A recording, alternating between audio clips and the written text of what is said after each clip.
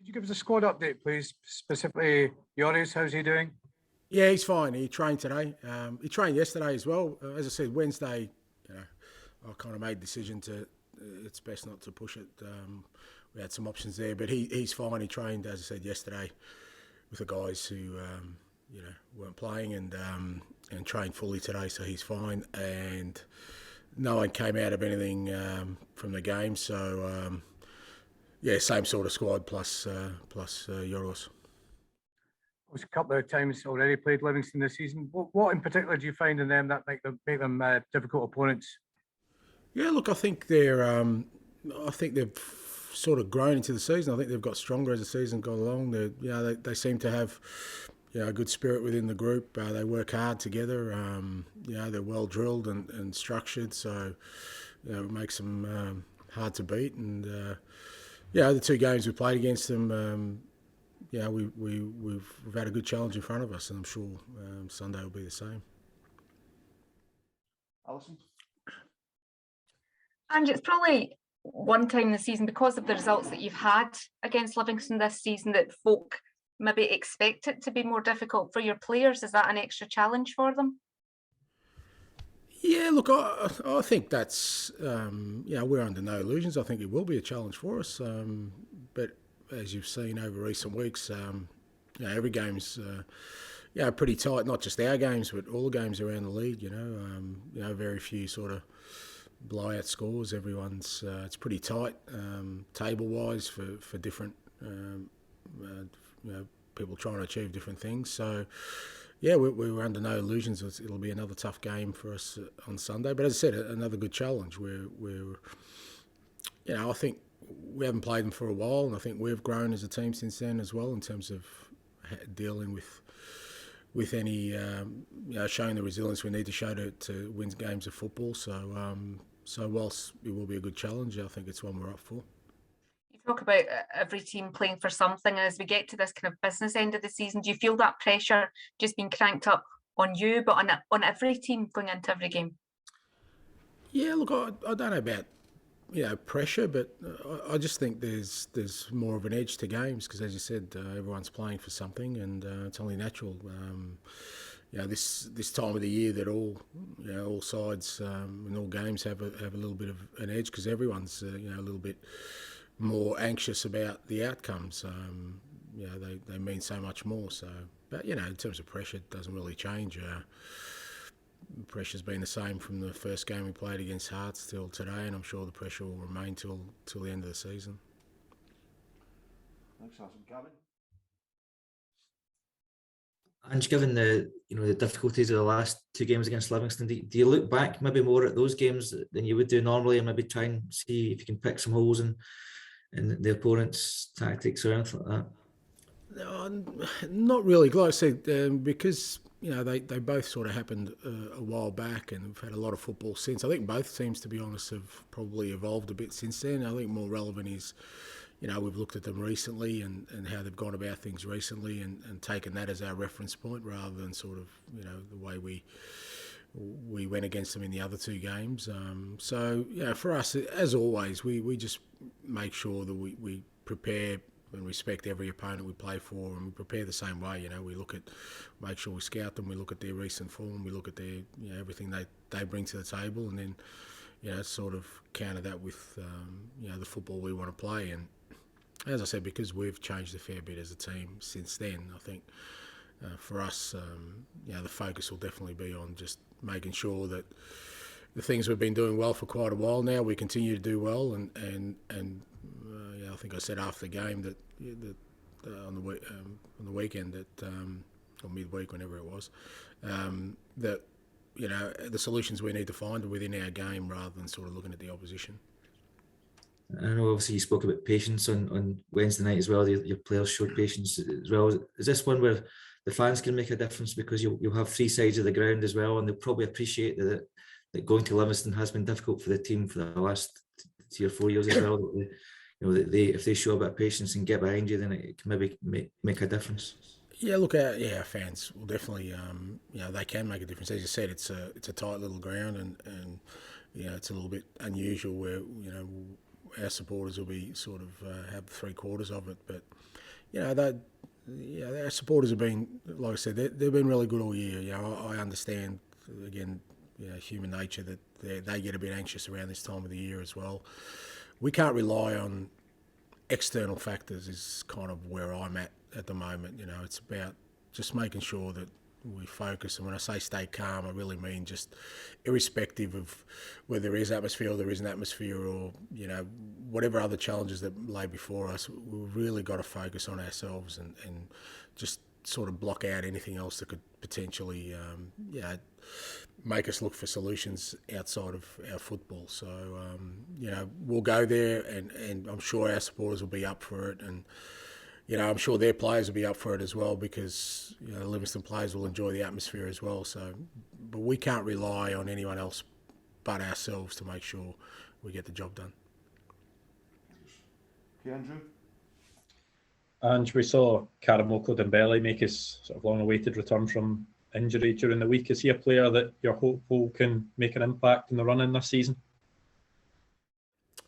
Oh, look, it depends. I mean, it's sort of first sort of tentative steps. You know, he's still a long way off, you know, being able to be a meaningful contributor because he just missed so much football. So, yeah, the idea is we try and get him some more game time in the B team, and you know, build his fitness up. And as I said, he's one that I was looking forward to working with. Unfortunately, the pre-season injury meant he's missed, you know, the majority of the season. But you know, he's been training with us since he's been back healthy, and you know, looking good at training. You know, we got competition in those wide areas and depth, so you know, that's his challenge. Mikey Johnston's now back training as well. So, but you know, for me, with those kind of players, it's just giving them opportunities and allowing them to develop, and then you know, see how far that progress goes. I know his contract's up at the end of the season. Is that something that the club have looked at all? Is he a player you'd like to see stay beyond the summer? Again, with all those things, it's you know, it's kind of a two-way thing. That'll depend on 𝗙𝗂𝗹𝗶 himself and where he sees his future, and you know, we'll sit down at the appropriate time with him and sort of try and map out what's best for him and what he thinks is best for him, and you know, we'll come to a decision. Ryan. Ryan McGinley. Hi, Ryan.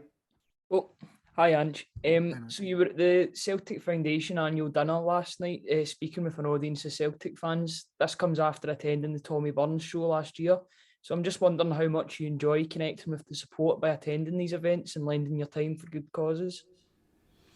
Oh, look, it's important. It's important to me. I think, you know, when you assume the responsibility of this role, you need to understand that it goes beyond just being a manager of the first team. You know, you're representative of, you know, the larger Celtic family, which includes, you know, obviously our supporters, but also, you know, the different divisions throughout the organisation, whether that's, you know, marketing, media, and also, you know, obviously the Celtic Foundation is obviously a very important part of the football club as well. So, you know, for me, I take that responsibility seriously, and I understand that you know, it's important as the manager of the football club that I attend these events, but not only attend them, but also contribute to them as much as I can. And it's just great being in a room. Last night was a great night. I mean, the Tommy Burns night was sensational, and last night was a great night as well. You know, you could sense the room was full of you know, enthusiasm and you know, a lot of love in the room, which was great. You know, I've often said with those kind of things, if you time them right and you win the game before you have to go to them, it usually ends up all right. So no, I enjoyed the night and a great cause, and the foundation do a great job, and happy to help. And Celtic, after the Livingston game, have 12 days until their next game against Dundee United in the Cup. For both the new players and those that have been around longer, do you see this as an ideal opportunity for more work in the training ground due to not having a midweek or weekend fixture scheduled? Yeah, so, I mean, as you said, it's a bit of an unusual one for us. It'll be the first sort of midweek we don't have a game for the next sort of couple of weeks before the international break. So it's a combination of things. One is just to freshen up some of the players because we've had a heavy schedule, but as you say, it does give us an opportunity to really do some good work on the training track, which we, as coaches, we love to do, but time doesn't allow us when the schedule's so heavy. So we tend to rely on it, doing some video analysis with the guys, giving them feedback that way rather than out on the pitch. So the good thing for us is that we've pretty much got a healthy squad, apart from one or two who we hope will get back over the next sort of period. Which means training can be really competitive and we can sort of really push the guys. So I think it's going to be valuable time. I know that the other coaches are looking forward to it, and once we get over the weekend and obviously hopefully get a positive result, then that gives us a really good lead in to the international break, and then obviously after that we just got to go for it. And so this time could be valuable for us. Thanks, Ange. Thanks, Ryan. Thanks, Ryan. Craig? Ange, do you think we're at a stage of the season where the fitness levels of your players you hope will really shine through as well? Yeah, it's important. I kind of said a while back that the whole idea is that we're at our strongest at the end of the season, rather than sort of just trying to hold on. So we manage our program that way, and we try and get the players to be in the best possible condition for the most important part of the year. So in theory, that's how we want it to work. Now, obviously January was good for us in terms of the players we've brought in, was allowed us to rotate the squad a bit, which means, we've got, like I said, a really sort of healthy group, apart from one or two players, apart from Dave and 𝗙𝗂𝗹𝗹 who are out injured. Everyone else is in good condition. So I think those kind of things mean, and as I said just a minute ago, we can put some work into them at training, some physical work as well. We can be really strong for that last part of the year, which I think we'll have to be. You've seen with all the games, like I said, they're really tight, and a lot of the games are getting decided late, whether that's in the last, half an hour or 20 minutes of a game, and us being strong physically is going to be important for that. Thanks, Craig. Paul? As you've talked about how much we've evolved since we last faced Livingston, but what elements of the game will you be looking for the players to do better compared with the first two meetings against them this season? Look, every game is kind of, every game is sort of lives in its own little world. You kind of, as much as we as coaches and sometimes as supporters love to control everything and think that there's a blueprint there that we've got to follow, it just doesn't happen. It's you're dealing with human beings. Who knows what we're going to sort of face on the weekend? It could be a fast start, it might not be a fast start, we might start well, we might not start well. All those kind of things, when you're dealing with human beings on both sides, in both teams, it's very hard to sit there and just plan out a 95-minute blueprint that everyone's going to follow. What we've done well since then is that, I thought we really struggled in the first game at Livingston in, things weren't going our way, and we got really bogged down and didn't really find the solutions we needed to on the day. The second game at our ground was a bit different. It was one of those games where, we just needed an early goal. But again, I thought we got a little bit frustrated. So what's happened since then is that we've still had challenges since then. We haven't been, every game hasn't been perfect. But what we've done is within the context of the game, we've found solutions within our football to get the job done. And, that's what I keep reinforcing to the players is, I get it that people think that, we should be going in there with a clear plan every week to beat the opposition. But, in football and in life, real life, as they say, plans get thrown out the window when you get your first punch in the face. So, what we've done is we've taken the blows and kept going, and that's what we've got to prepare for. It's going to be a tough game. They're a good side. They're in good form. So they're going to be coming in confident.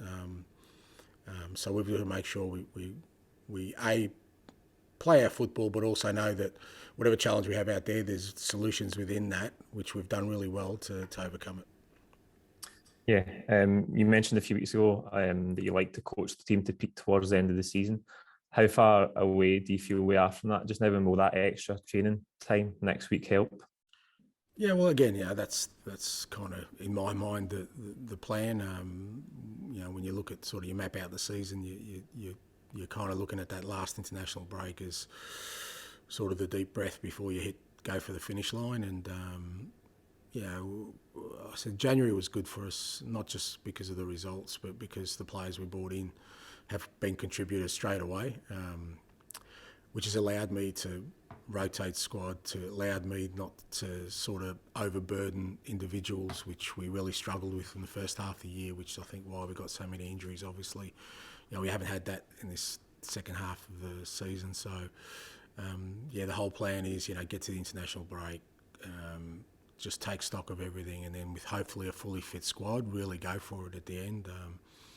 So that's the theory, mate. The practicalities and the reality of it, we'll all see as it unfolds.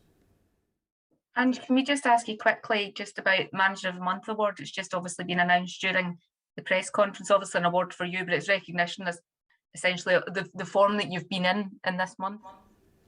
Yeah, absolutely. And I'm at pains to say I'm the front man, but there's a lot of people who, particularly, obviously, I'm talking about the staff who put in a lot of work to get the players ready and for the players and the team to hit such consistent form and get recognition. A lot of people do a hell of a lot of work on and off the field to get them to that level. So, great recognition of the staff, and it's. I'm really pleased for all of them that we're getting these awards because for them that's kind of the the kickback for the effort they put in. I have to bear the burden of fronting up to these things, but I share the awards with everyone else. So there we go. Thank you. We've got one from Jane here, Gav. Okay. Are you expecting Livingston's game plan to frustrate? How do you combat it?